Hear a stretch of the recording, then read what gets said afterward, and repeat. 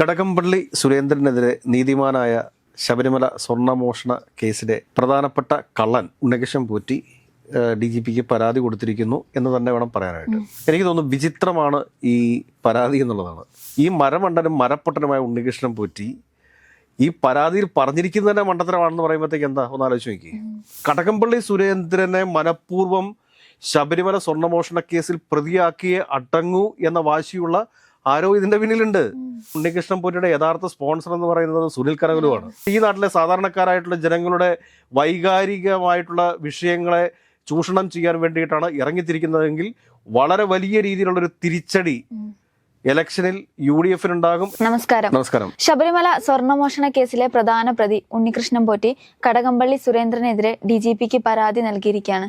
എന്താണ് അതിനെക്കുറിച്ച് പറയാനുള്ളത്? കടകംപള്ളി സുരേന്ദ്രനെതിരെ നീതിമാനായ ശബരിമല സ്വർണ്ണമോഷണ കേസിലെ പ്രധാനപ്പെട്ട കള്ളൻ ഉണ്ണികൃഷ്ണൻ പോറ്റി DGPക്ക് പരാതി കൊടുത്തിരിക്കുന്നു എന്ന് തന്നെ വേണം പറയാനായിട്ട്. എനിക്ക് തോന്നുന്നു വിചിത്രമാണ് ഈ പരാതി എന്നുള്ളതാണ്.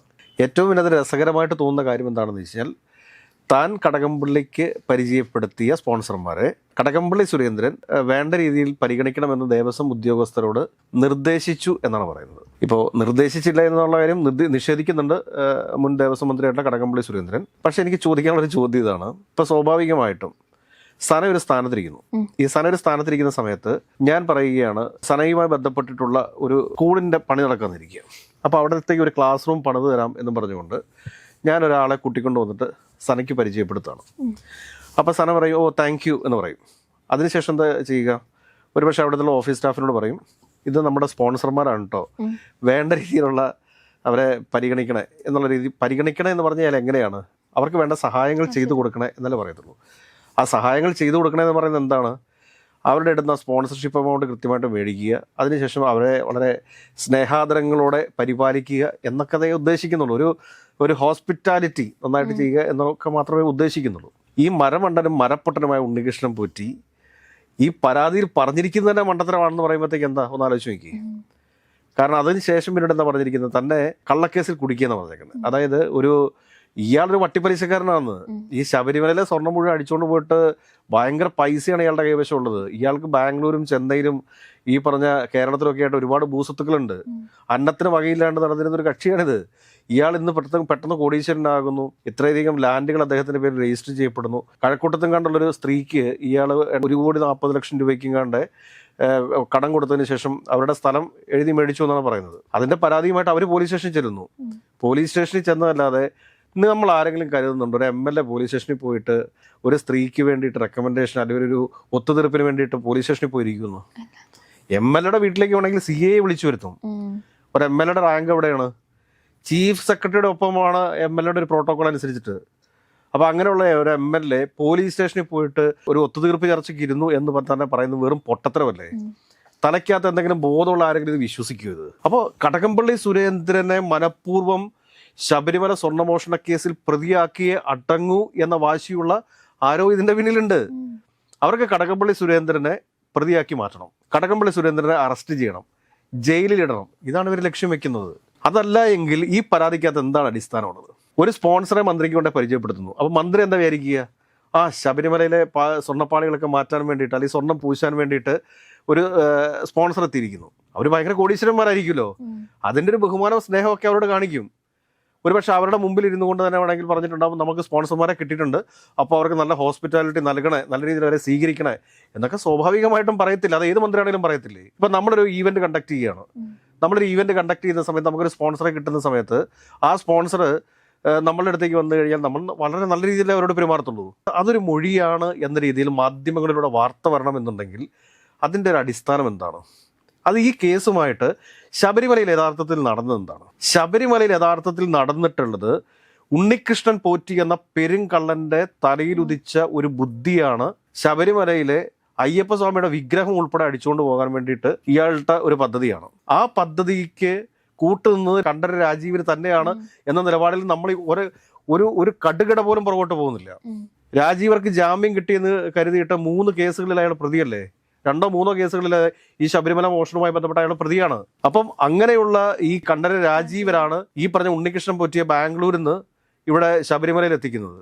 അതും UDF ഭരിച്ചുകൊണ്ടിരിക്കുന്ന കാലഘട്ടത്തിൽ. അതിനുശേഷം ഈ 2 ആളുകൾ രാജീവർക്ക് ഇതിനകത്ത് ഡയറക്റ്റ് പങ്കുണ്ടോ എന്ന് നമുക്ക് അറിഞ്ഞുകൂടാ. പക്ഷെ അദ്ദേഹം വിചാരിച്ചിരുന്നുവെങ്കിൽ ഉണ്ണികൃഷ്ണൻ പോറ്റി ഇത് ചെയ്യത്തില്ലായിരുന്നു. ശബരിമല ഒരു കരികിലെ അനങ്ങണമെന്നുണ്ടെങ്കിൽ അത് തന്ത്രി അറിഞ്ഞേ നടക്കൂ.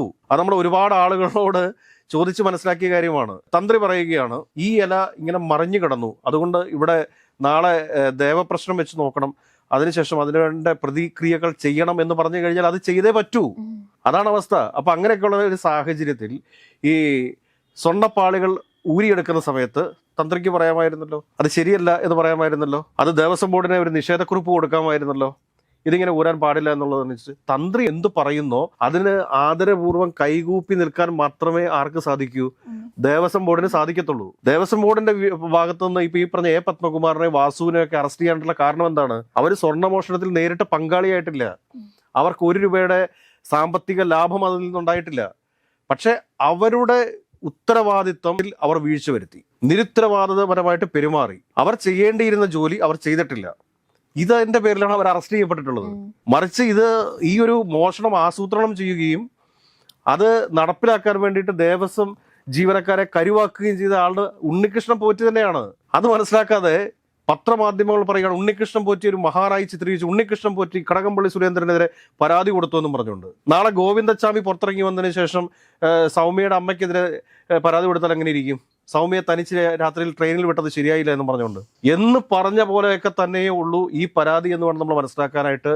ഇത് കടകംപള്ളി സുരേന്ദ്രനെതിരെയുള്ള ഒരു അതിക്രമമാണ്. കടകംപള്ളി സുരേന്ദ്രനെ രാഷ്ട്രീയമായി ഇല്ലായ്മ ചെയ്യുക എന്നൊരു ലക്ഷ്യത്തോടു കൂടിയിട്ട് തന്നെ ഉണ്ണികൃഷ്ണൻ പോറ്റിയെ ആരാണോ സ്പോൺസർ ചെയ്തിരിക്കുന്നത്, നമുക്കിപ്പോൾ മനസ്സിലാക്കാൻ വേണ്ടിയിട്ട് സാധിച്ചിട്ടുള്ളത് എന്താ വെച്ചാൽ ഉണ്ണികൃഷ്ണൻ പോറ്റിയുടെ യഥാർത്ഥ സ്പോൺസർ എന്ന് പറയുന്നത് സുനിൽ കനകലുവാണ്. കനകലുവിന്റെ സ്പോൺസർഷിപ്പിലാണ് ഈ ഉണ്ണികൃഷ്ണൻ പോറ്റി കിടന്ന് ആടിക്കൊണ്ടിരിക്കുന്നത്. കാരണം കഴിഞ്ഞ ദിവസങ്ങളിലൊക്കെ ഇടതുപക്ഷ സർക്കാർ മുൻപോട്ട് കുതിച്ചുകൊണ്ടിരിക്കുന്ന സമയം വളരെ വേറെ മുന്നേറ്റം നേടിയിട്ടുണ്ട് LDF.